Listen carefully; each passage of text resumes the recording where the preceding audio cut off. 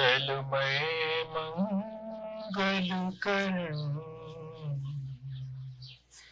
वीतराग विज्ञान नमो ताहि जाति भये अर्हंतादि जो विद्यादि सागर सुधी जो विद्यादि सागर सुधी गुरु में हितैषी शुद्धात्म में निरत नित्य हितोपदेशी वे पाप ग्रीष्म ऋतु में जलगे सयाने उन्हें सतत केवल ज्ञान पाने उनकी सतत केवल ज्ञान पाने। बोलिए भगवान महावीर स्वामी की, आचार्य कुंद कुंद स्वामी की, आचार्य गुरुवर विद्यासागर मुनि महाराज की।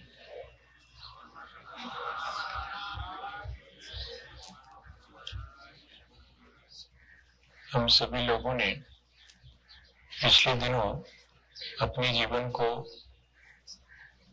ऊंचा उठाने के लिए, अच्छा बनाने के लिए 16 कारण भावनाओं पर विचार किया है। वो 16 कारण भावनाएं हमें तीर्थंकर जितनी ऊंचाई दे सकती हैं, और उसमें भगवान की भक्ति, आचार्यों की भक्ति, बहुशतवान यज्ञ उपाध्याय महाराज की भक्ति, ये भक्तियां भी तीर्थंकर प्रकृति के अर्जन में निमित्त बनती है। भक्ति भी हमारे लिए मुक्ति का कारण बन सकती है। ये बात सहसा स्वीकृत नहीं हो पाती मन में। क्या भक्ति से भी कोई मुक्ति हासिल कर सकता है? हाँ, यदि भक्ति का कॉन्सेप्ट अपना बहुत क्लियर हो। भक्ति के मायने भगवान के गुणों का गान करना इतना ही नहीं है। भगवान के गुणों का चिंतन करना या भगवान के गुणों का स्मरण करना इतना ही भक्ति का अर्थ नहीं है। भक्ति में यह तो होता ही है कि हम भगवान के गुणगान करते हैं, उनके गुणों का चिंतन करते हैं, उनके गुणों का स्मरण करते हैं, लेकिन साथ में हम उनके जैसे बनने की भावना भी पाते हैं। ये जो भावना है उनके जैसे बनने की, वास्तव में वही भक्ति है। और भगवान जैसे बनने के लिए फिर हम भगवान के प्रति समर्पित हो। भक्ति में दूसरी विशेषता ये है कि एक तो हम भावना करते हैं कि हम भगवान के जैसे बने, और दूसरी चीज कि हम उनके प्रति अपनी श्रद्धा और समर्पण व्यक्त करते हैं। फिर हमारे और उनके बीच जो डिस्टेंस है वो धीरे धीरे कम होती चली जाती है। डिस्टेंस किस चीज की है? हम और उनमें, भगवान में क्या फर्क है, ये अगर हम गौर से देखें तो बड़ा स्थूल सा फर्क दिखाई पड़ता है कि वे वीतरागी हैं और हम 24 घंटे राग द्वेष में लगे हुए हैं। वो निष्कषाय हैं और हमारे अंदर अभी कषायें कोई भी नहीं घटी है, बल्कि कभी कभी तो वे कषायें बहुत बढ़ जाती हैं और हम उन पर नियंत्रण नहीं कर पाते। तो ये जो मेजर डिफरेंस है, ये जो हमारी ईश्वर से दूरी मेंटेन करने में मदद करता है, यह हमें ईश्वर से पृथक करता है, विभक्त करता है, हमें जोड़ने नहीं देता है। भक्त यानी जुड़ना और विभक्त होना, टू डिवाइड, दूर हो जाना। हम भगवान की भक्ति में भगवान से निकटता हासिल करते हैं, उनसे अपने को जोड़ने की प्रक्रिया शुरू करते हैं और सारे दिन उनसे ही जुड़े रहते हैं। अगर ऐसा हमारे जीवन में घटित हो जाए तो बताइएगा कि ये भक्ति हमारे जीवन को और उतनी ऊंचाई में देगी क्या? एक तो हम अपने नीचे तीर्थंकर जैसे बनने की भावना भा रहे हैं और निरंतर उनसे अपनी दूरी कम कर रहे हैं, उनकी तरफ बढ़ते चले जा रहे हैं, यानी अपने राग द्वेष को घटा रहे हैं, अपनी कषायों को मंद कर रहे हैं, तो हमारी उनसे जो दूरी है वो कम हो रही है। भक्ति ये काम करती है। अनंत भगवान की भक्ति, उनके गुणों का स्मरण हमारे जीवन को अनंत जैसे बनने की प्रेरणा देता है। आचार्य भगवंतों की भक्ति और उनका गुणगान हमें उनके जैसे बनने की प्रेरणा देता है और उपाध्याय की भक्ति उनके जैसे बनने की प्रेरणा देती है। तो हम किसके जैसे बने? तीन लोग हैं। हम उपाध्याय जैसे बन जावे, आचार्य जैसे बन जावे, अनंत भगवान जैसे बन जावे। अरे किसी एक की भक्ति रख देते तो काम हो जाता, तो हमें सुविधा हो जाती है। तो कहते नहीं, भक्ति तो एक ही की है, इन तीनों में भी एकता है। कौन सी वाली एकता? क्योंकि ये तीनों अपने आत्म कल्याण के साथ प्राणी मात्र के कल्याण में लगे हुए लोग हैं। उनकी भक्ति कर रहे हैं अपन, और किसी की सिद्ध भगवान तक की नहीं कर रहे अपन। क्योंकि अभी हमें तीर्थंकर जैसी ऊंचाई छूनी है। अभी सिर्फ हमें अपने आत्मा के कल्याण की बात नहीं करनी, अभी तो प्राणी मात्र के कल्याण के साथ साथ अपने आत्म कल्याण। इसलिए इन तीनों की भक्ति जरूरी। ये तीनों एक ही हैं। लगता जरूर है कि अनंत भगवान की भक्ति करें, कि आचार्य की करें, कि उपाध्याय की करें। देखें तो अनंत भगवान भी प्राणी मात्र के कल्याण के लिए और समूह शरण में बैठे हुए हैं। आचार्य भगवंत अपने शिष्यों के लिए निरंतर प्रेरणा देकर के मोक्ष मार्ग पे लगा रहे हैं। वे चलते हैं तो उनको संभालते हैं, चलना सिखाते हैं हाथ पकड़ करके। और उपाध्याय महाराज तो विभिन्न प्रकार के नक्शे पकड़ा देते हैं चलने वाले को। देखो, चलो, कोई बात नहीं है, महाराज से पूछ करके चलना, आचार्य महाराज से। लेकिन जब कभी कहीं गड़बड़ाने लगो तो देखो, ये मैप है, इस डायरेक्शन में यहाँ से ऐसे जाया जाता है, यहाँ से ऐसे जाया जाता है। वो माइल स्टोन की तरह, और हमें जगह जगह पर इशारा करते हैं कि इधर मैं तुम्हारे साथ चलूंगा तो नहीं, मैं तुम्हें चलना भी नहीं सिखाऊंगा, ना हाथ पकड़ूंगा, मैं तो सिर्फ ये बताऊंगा कि कहीं भटकने लगो तो ये है मैप। वो इस तरह की शिक्षा देते हैं। दूसरे के कल्याण के लिए इस तरह वे अपने जीवन को समर्पित करते हैं, इसलिए हम उनकी भक्ति कर रहे हैं। और ये तीनों चीजें अपन समझ चुके हैं। एक और शेष बची है, प्रवचन भक्ति। ये क्या चीज है? प्रवचन किसे कहेंगे? प्रकृष्ट वचन को प्रवचन कहते हैं, और प्रकृष्ट वचन तो तीर्थंकरों के ही होते हैं। इसलिए तीर्थंकर की वाणी की भी भक्ति, अनंत भगवान की वाणी की भी भक्ति। बताइए, अनंत भगवान की भक्ति, अनंत भगवान के बताए गए रास्ते पर चलने और दूसरे को चलाने वाले की भक्ति, अनंत भगवान के द्वारा कही गई वाणी को अपनी तरह से और लोगों को समझाने वालों की भक्ति। और फिर कहते साक्षात अनंत भगवान की दिव्य ध्वनि, उनके उस द्वादशांग की भक्ति, वो भक्ति भी कारण बन सकती। इन चार में से कोई भी हम अगर देखें तो सब हमारे कल्याण के लिए ही है। अनंत भगवान की वाणी सबसे श्रेष्ठ है, उससे प्रकृष्ट वचन किसी के नहीं होते।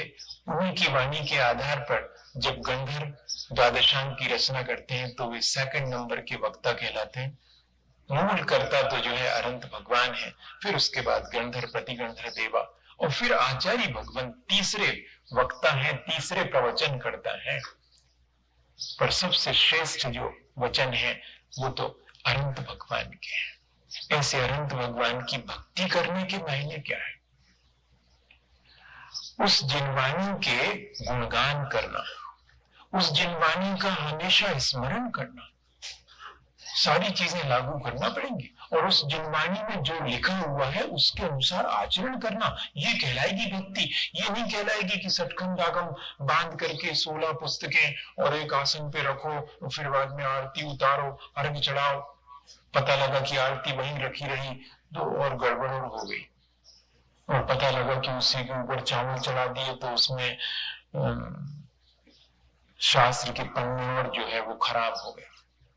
तो भक्ति के मायने सिर्फ आरती उतार लेना और अर्घ चढ़ा देना नहीं है।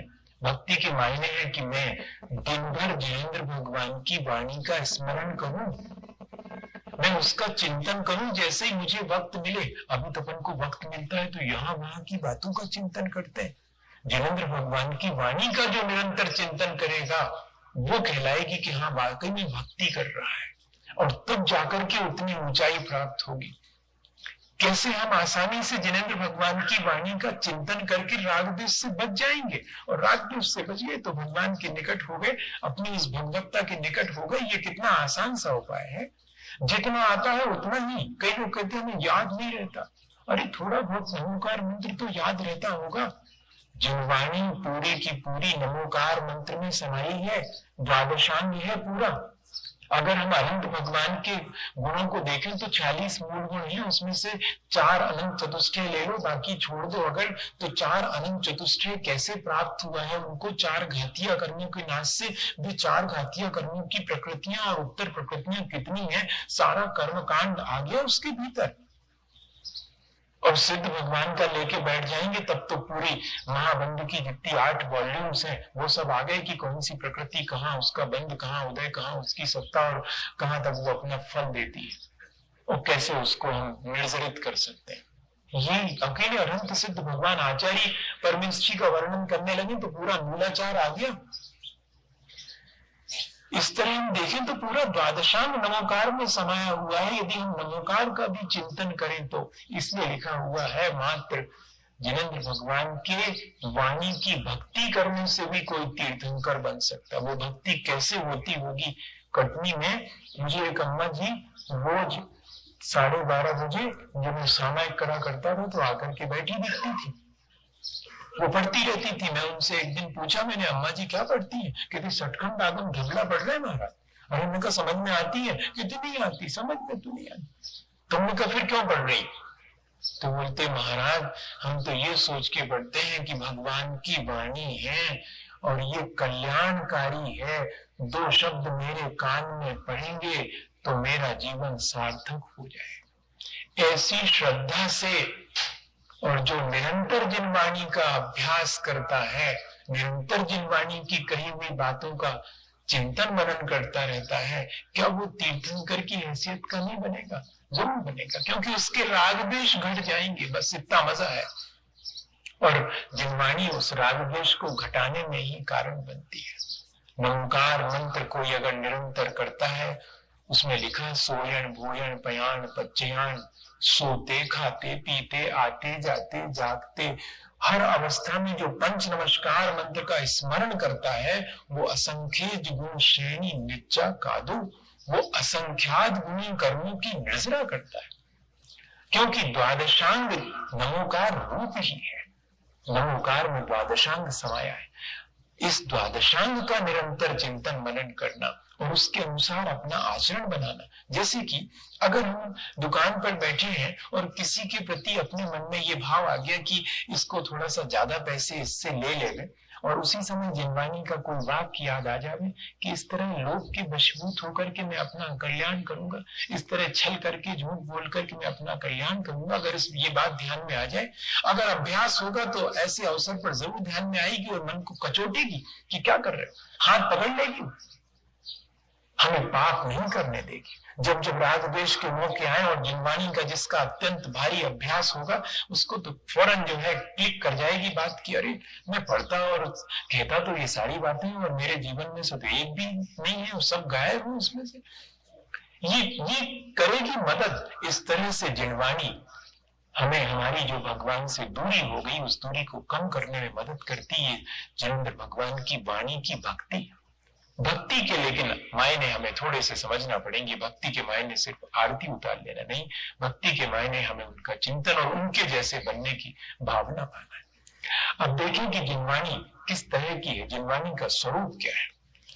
क्योंकि जिनेंद्र भगवान के स्वरूप का दर्शन करना, और वह भी जिनेंद्र भगवान की भक्ति, जब अनंत भगवान की भक्ति करने जाते हैं तो सबसे पहले क्या करते हैं, दर्शन करते हैं, और उसके बाद में उनके दर्शन से हम उपदेश लेते हैं। वे तो कुछ बोलते नहीं, उनके दर्शन से हम उपदेश लेते हैं।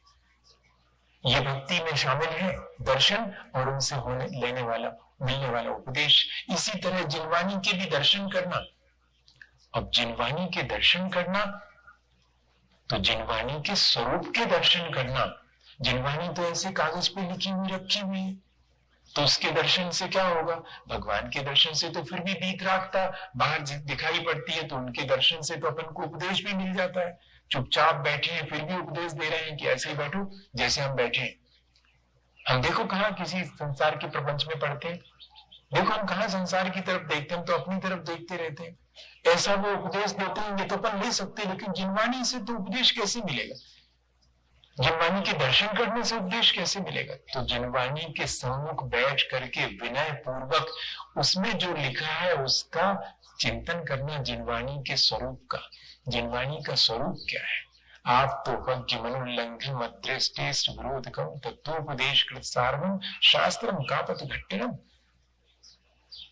ऐसा है हमारी जिनवाणी का स्वरूप जो जिनेंद्र भगवान के द्वारा कही गई है। पहली विशेषता है, जिनेंद्र भगवान वे हैं जो वीतरागी हैं, जिन्होंने की अपने इंद्रिय और मन को जीत लिया है।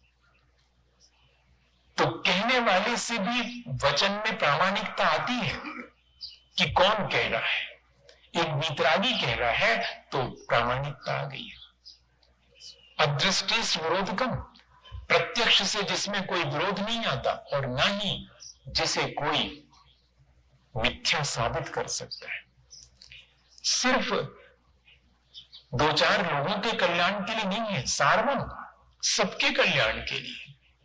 और कापित घट्टिनम, हमें उन मार्ग से बचाकर सन्मार्ग में लगाने वाली है, और सारे विरोधों को नष्ट कर देने वाली है। सबसे बड़ी विशेषता ये, सारी उलझनों को सुलझा देने वाली है, सारे विरोधों और विवादों को नष्ट कर देने वाली है। ये स्वरूप है मेरे भगवान की, अनंत भगवान की वाणी का। मुझे उसकी भक्ति करनी है तो उसके स्वरूप को समझना पड़े। और जहां कहीं भी अगर विवाद उत्पन्न होने लगे, जहां कहीं भी उलझन होने लगे, जहां की विरोध दिखने लगे, तो समझना ये जिनेंद्र भगवान की वाणी नहीं हो सकती। जिनेंद्र भगवान की वाणी तो सारे विरोधों को नष्ट करने वाली, सारे विवादों को समाधान करने वाली, और सबको सच्चे मार्ग पर ले जाने वाली, गलत मार्ग से बचाने वाली। ऐसा जिनवाणी का स्वरूप है। अगर जिनवाणी में से और कुछ भी नहीं आता, नहीं है उतना ज्ञान का शोभसम, तो कम से कम इतनी मोटी बात तो अपन के समझ में आएगी कि जिनवाणी का स्वरूप कैसा है। स्पष्ट दिखाई पड़ रहा है कि हाँ सचमुच साद्वादमयी है मेरी जिनवाणी। उस साद्वाद के मायने ये है कि वो सारे विवाद और सारे विरोधों को नष्ट कर देती, मेरे भीतर उठने वाले सारे प्रश्नों का समाधान करती। जैसे कहते हैं कि जिनेंद्र भगवान के चरणों में बैठते ही साथ, पहुंचते ही साथ उनकी उपस्थिति मात्र से, उनकी निर्मलता मात्र से हमारे सारे प्रश्न समाधान को प्राप्त हो जाते। हमारे जीवन में तो आचार्य महाराज के चरणों में बैठने पर भी हमने इस चीज को महसूस किया। जब सन 80 में हम आए थे और छुल्लक थे उस समय, और आचार्य महाराज पढ़ाया करते थे, तो बहुत सी बातें समझ में नहीं आती थी, तो लिख लेते थे जो जो समझ में नहीं आया। एक दिन फुर्सत में जाकर के आचार्य श्री के पास बैठ गए, वो अपनी लिख रहे थे, काम में लगे थे पढ़ाई में। तो मैंने सोचा कि थोड़ा बैठूं महाराज के पास, जब उनको वक्त होगा तो बता देंगे, अपन पूछ लेंगे, 10-15 प्रश्न तो है और अभी समय है। और जो बैठे बैठे अपने प्रश्नों को मैं पढ़ रहा था कि ये पूछना है, ये पूछना है, और आचार्य महाराज के पास बैठे बैठे और थोड़ी देर में लगा 5 मिनट में कि इन सब के उत्तर तो अपने को मालूम है, काहे को बेकार परेशान करे इनको। और उठ करके वापस चलने लगे तो आचार्य श्री बोले कि थोड़ा रुको, मैं बस अभी फ्री हो रहा हूँ। तो मैंने कहा नहीं महाराज, जो पूछने आया था वो तो यहाँ आपके चरणों में आते ही साथ और मेरे सारे प्रश्नों का उत्तर मिल गया मुझे। उपस्थिति में लेकिन जिनवानी सामने रखी और हमारे प्रश्नों का समाधान हो जावे, ये जरा मुश्किल काम है। इसके लिए तो हमें जिनवानी के स्वरूप का चिंतन करके अपनी विशुद्धि बढ़ाएंगे तो सारे समाधान आ जाएंगे। जिनवानी सामने रखी है और हम क्या विचार कर रहे हैं, इसमें जो लिखा है वो तो मेरे क्षयोपशम से बहुत ऊंची चीज है। मेरा क्षयोपशम तो अत्यंत अल्प है, मैं अज्ञानी, मैं इतने बड़े शास्त्र का अभ्यास कैसे करूं, पर इतना अवश्य है कि इसके अभ्यास से मेरे अंदर सारी चीजों का समाधान हो जाएगा। जिनवानी सारे विरोधों को नष्ट करके मुझे सन्मार्ग में लगाती है।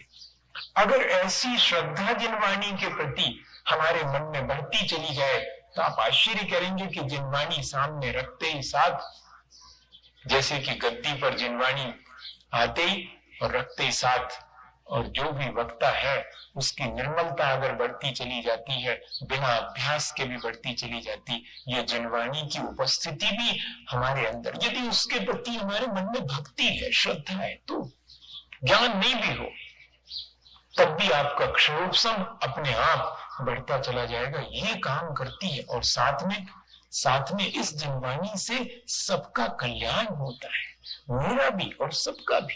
ये जिनवाणी मुझे यही समझाती है कि अपने कल्याण के साथ साथ सब जीवों के कल्याण की भावना भाना। इतनी मोटी बात याद नहीं रहेगी क्या जो उसमें लिखी है, इतनी सी कभी पढ़ा ही नहीं अपन ने, बस इतने उसका स्वरूप समझ रहे हैं जिनवाणी का। अगर वो स्वरूप भी हमारे मन में विचारों में आता रहे तो ये जो चिंतन है जिनवाणी के स्वरूप का, जिसको हम भक्ति कह रहे हैं, क्योंकि वो भक्ति का एक अंग है, दर्शन करना और उस दर्शन के साथ साथ उसके स्वरूप का चिंतन करना, ये भक्ति में शामिल है। अनंत भगवान के दर्शन करना, अनंत भगवान के स्वरूप का चिंतन करना और उनके जैसे बनने की भावना माना, ये कहलाएगी पूरी अनंत भगवान की भक्ति। ऐसे जिनवाणी की भक्ति भी कहलाएगी कि हम उसका दर्शन कर रहे हैं। ये जिनवाणी जिनेंद्र भगवान ने लिखी है, द्वादशांग के रूप में चौकी पर रखी है। और इसमें क्या है, इसमें प्राणी मात्र के कल्याण की बात है। मुझे ये बात अपने जीवन में लेनी चाहिए। जब जिनवाणी प्राणी मात्र के कल्याण की बात करती है तो फिर मुझे भी प्राणी मात्र के कल्याण की भावना बनी चाहिए। असल में तीर्थंकर प्रकृति के लिए ये सबसे अनिवार्य शर्त है कि आप अपने आत्म कल्याण के साथ प्राणी मात्र के कल्याण की भावना भाएंगे, तब जाकर के तीर्थंकर प्रकृति बंधेगी। इसलिए जिनवाणी का स्वाध्याय भी प्राणी मात्र के कल्याण की भावना से, मेरा भी कल्याण और प्राणी मात्र का कल्याण। इस तरह यदि हम जिनवाणी का चिंतन करें तो ये हमारे लिए तीर्थंकर प्रकृति के बंध में कारण होगी, हमारी विशुद्धि बढ़ा देती है, हमें समझाती है वो कि कहाँ खोजना है, कैसे खोजना है, अपने आप को कैसे समझना है, ये सब बताती है। अपने बारे में हम जितने गाफिल हैं वो हमें जागृत करती है कि तुम्हारा स्वरूप क्या है, तुम नहीं समझते हो, तो मैं बताती हूं। वो मां की तरह हमें हमारे हित के लिए हमेशा प्रेरणा देती है। यदि हम उसका अभ्यास करें तो इतना अवश्य। आचार्य महाराज एक उदाहरण सुनाते हैं बुढ़िया अम्मा का, कि बुढ़िया अम्मा की सुई खो गई थी, है? अब सुई खो गई थी तो अब उसके समझ में नहीं आया, वैसे ही तो आंखें कमजोर, वो ढूंढ रही थी, वो अंधेरा था, तो लोगों ने कहा कि अम्मा क्या कर रही हो? सुई ढूंढ रही। अरे तो यहाँ क्या ढूंढ रही हो अंधेरे में, उजाले में ढूंढो, ऐसे मिलेगी क्या अंधेरे में? हाँ ये बात तो सही है। तो गई वो वहां पर जहां स्ट्रीट लाइट लगी हुई थी, खंबे पर बिजली का बल्ब, वहां जाकर के ढूंढना शुरू किया। उजाला तो वहां था, तो उजाले में ढूंढो। अब वहां काय को मिलने वाली थी सुई, वहां तो गृह तो थी नहीं। वहां पर लोग निकले, उन्होंने कहा क्या खोजती है बुढ़िया? सुई खोज रही हूं। अरे तो गिरी कहाँ थी? यहीं पर। क्या यहाँ नहीं गिरी थी, गिरी तो घर में थी। अरे वाह, तो घर में खोजो। तो उसने कहा कि कुछ लोग कहते हैं उजाले में खोजो, तुम कहते कि घर में खोजो। आधा अधूरा अगर हम अर्थ ले लेंगे तो हमारे साथ भी यही होगा, और आज तक यही हुआ है। हमने खोजा है जहां खोजना चाहिए वहां ना खोज करके अन्यत्र। हम चाहते हैं संसार में सुख और खोजते हैं संसार में जहां सुख नहीं है वहां। और जिनवाणी बताती है कि वहां खोजो जहां सुख मिल सकता है। लेकिन कौन खोजे सुख? जिसे दुख है वो खोजे। जहां जहां खोई हुई है सुई वहां खोजना और रोशनी में खोजना। वहां रोशनी लेके आओ जहां खोई है, वहां प्रकाश करो।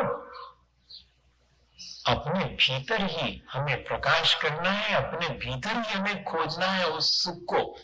जिनवाणी दीपक का काम करती है, इतना काम तो वो कर ही देती है कि वो हमें कहाँ खोजना है ये भी बता देती है। और इतनी नहीं, वहां खोजने के लिए रोशनी की जरूरत है तो रोशनी भी कर देती है दीपक की तरह। कितना बड़ा काम करती है।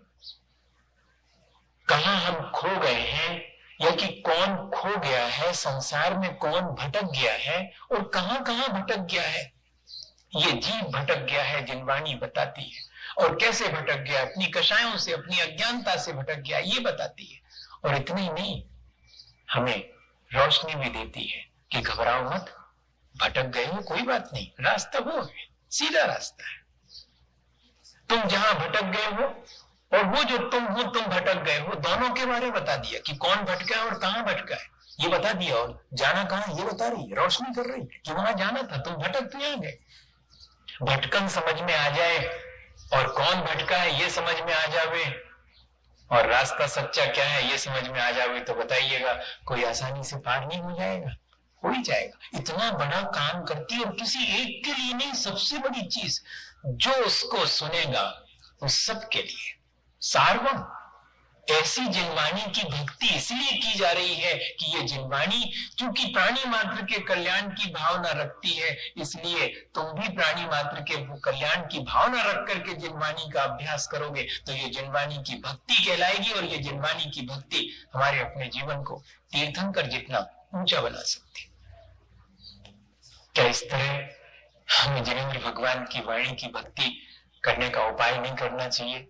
जरूर से करना चाहिए। मेरे ख्याल से तो इतना ही पर्याप्त है। बहुत पुराना उदाहरण मैं कई बार आपको सुना चुका हूँ।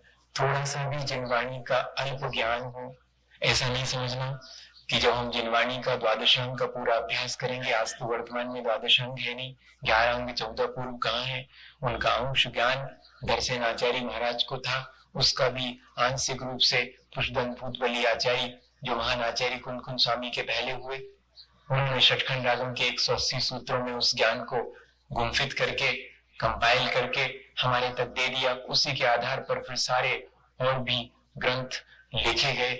आज वर्तमान में कितना सा ज्ञान है, उतना भी हमें पूरा नहीं है, तो फिर हम द्वादशांग के ज्ञान से हमारा कल्याण होगा ऐसा आप कह रहे हैं?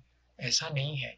द्रव्य शुद्ध कितना भी अल्प क्यों ना हो, अष्ट प्रवचन मातृका बराबर भी द्रव्य शुद्ध, माने 5 समिति और 3 गुप्ती, इसका भर ज्ञान है। इतना थोड़ा सा अल्प ज्ञान है, नमोकार मात्र का ज्ञान है। शिवभूति महाराज को तो नमोकार भी नहीं बनता था। शिवभूति महाराज को तो माँ रूसा माँ तूसा वाला मंत्र भी भूल गए थे, तुस्मास भिन्नम बोलते थे। द्रव्य शुद्ध इतना थोड़ा सा था। मैं आपसे इसलिए कह रहा हूं कि हमारे पुराने लोग जो है, कुछ तो अभी होंगे इस सभा में जिनको कि तो अपने दस्तखत करना नहीं आते हो, वे भी अपना कल्याण कर सकते हैं, ये कहना चाह रहा हूं। ये नहीं समझना कि जो बहुत पढ़ता है और पढ़े लिखे हैं और दुनिया भर की बातें जानते हैं वे अपना कल्याण कर लेंगे, ऐसे धोखे में नहीं रहना। द्रव्य शुद्ध अत्यंत अल्प हो, लेकिन भीतर में उस द्रव्य शुद्ध के माध्यम से अगर भेद विज्ञान उत्पन्न हो गया, भाव शुद्ध रूप जो भेद विज्ञान अगर उत्पन्न हो गया हो, तो सारा काम आसान। ये जिनवाणी हमारे भीतर इस तरह का भेद विज्ञान उत्पन्न करने में मदद करती है। इसलिए इसकी भक्ति जो है वो हमें तीर्थंकर तक बनाने में मदद करती है। भेद विज्ञान, आपा पर का भेद विज्ञान, मैं क्या हूँ, शरीर अलग है, मेरे आत्मा का स्वभाव अलग है। कैसे समझ में आ गया था? एकदम अपन बहुत अध्ययन करें तो भी नहीं आएगा। शिवभूति महाराज को तो रास्ते चलते एक अम्मा और दाल में से छिलके निकाल रही थी, उड़द की दाल को मांस बोलते हैं और उसकी भूसी को तुस बोलते हैं। सो अच्छा ये बात है, तुस मांस भिन्नम, जैसे कि दाल से दाल का छिलका अलग है। अच्छा ये है, ये मेरे गुरुजी ने कहा था कि आत्मा और शरीर अलग अलग है। अब समझ में आ गया। भीतर परिणाम अत्यंत निर्मल हो गए। इतना सा थोड़ा सा ज्ञान था और परिणामों की निर्मलता होते ही बीज बुद्धि नाम की वृद्धि हो गई। सारा द्वादशांग उनके सामने आ गया और अंतर मुहूर्त के अंदर शुक्ल ध्यान प्राप्त करके केवल ज्ञान को प्राप्त हो गए। अष्टपहाड़ में उसका उदाहरण देखा। बताइए, ये जिनवाणी की भक्ति है। जरा सी देर का काम है। अगर भक्ति से हमारे भीतर निर्मलता आ जाए तो अनंत भगवान की भक्ति, आचार्य भगवंतों की भक्ति, उपाध्याय परमेश्वर की भक्ति और जिनवाणी की भक्ति, ये भक्ति हमारे परिणामों को जितना निर्मल बनाती है उतना ज्यादा हमारा जीवन ऊंचा उठता है। इनका हमेशा अभ्यास करना, इनका चिंतन मनन करना, इन चारों प्रकार की भक्ति को अपने जीवन में और लाने का प्रयास करना, यही हमारा अगर उद्देश्य रहे जीवन का तो जरूर हमारा जीवन बहुत ऊंचा उठेगा। इसी भावना के साथ कि अपन इन भक्तियों के माध्यम से भी अपने जीवन को ऊंचा उठाएं। बोले आचार्य गुरु और विद्यासागर मुनि महाराज की। हे गुरुवर शाश्वत सुख दर्शक यह नग्न स्वरूप तुम्हारा है। जग की नश्वरता का सच्चा दिग्दर्शन करने वाला है।